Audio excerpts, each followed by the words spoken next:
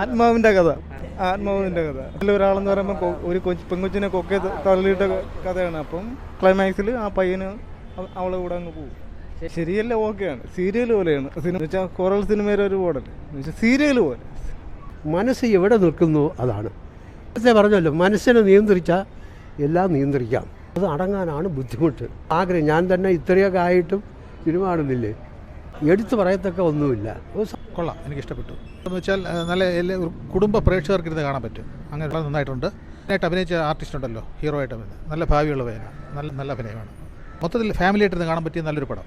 ഇല്ല, എനിക്ക് അങ്ങനെ തോന്നിയിട്ടില്ല. ഫാമിലി ആയിട്ടിരുന്ന് കാണാൻ പറ്റിയ നല്ലൊരു പടമായിട്ട് എനിക്ക് തോന്നി. ഈ ഒരു ചെറിയ ബഡ്ജറ്റിൽ എടുക്കുക ഇത്ര നന്നായിട്ട് എടുക്കാൻ പറ്റുന്ന ഒരു അതിശയമല്ലേ, മീഡിയം ബഡ്ജറ്റിൽ.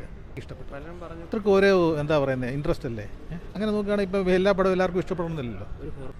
ഹൊറർ എന്നുള്ള രീതിയിൽ നമുക്ക് അങ്ങനെ അങ്ങോട്ട് നന്നായിട്ടില്ല, അതുള്ള കാര്യം പറയാമല്ലോ.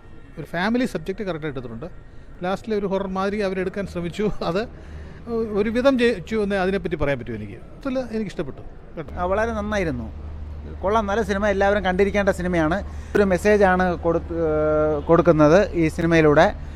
പിന്നെ ഇതിൽ കൂടുതലും സ്ത്രീകളാണ് ഇത് ഏറ്റവും കൂടുതൽ കാണേണ്ടത് എന്നൊരു അഭിപ്രായമുണ്ട്. എല്ലാവരും കണ്ടിരിക്കേണ്ട ഒരു പടമാണ്, പ്രത്യേകിച്ച് സ്ത്രീകൾ. നല്ലൊരു സ്ട്രോങ് മെസ്സേജാണ് കൊടുക്കുന്നത്. ഇത് എന്തുകൊണ്ടും ഇത് കാലിക പ്രസക്തിയുള്ള ഒരു സംഭവമാണിത്. സിനിമ എടുത്തിരിക്കുന്നവർക്കൊക്കെ വളരെ നന്ദി. എല്ലാവരും നന്നായി പെർഫോം ചെയ്തിട്ടുണ്ട്. അവർ എന്തായാലും മെസ്സേജ് വളരെ നന്നായിട്ട് അവതരിപ്പിച്ചിട്ടുമുണ്ട്.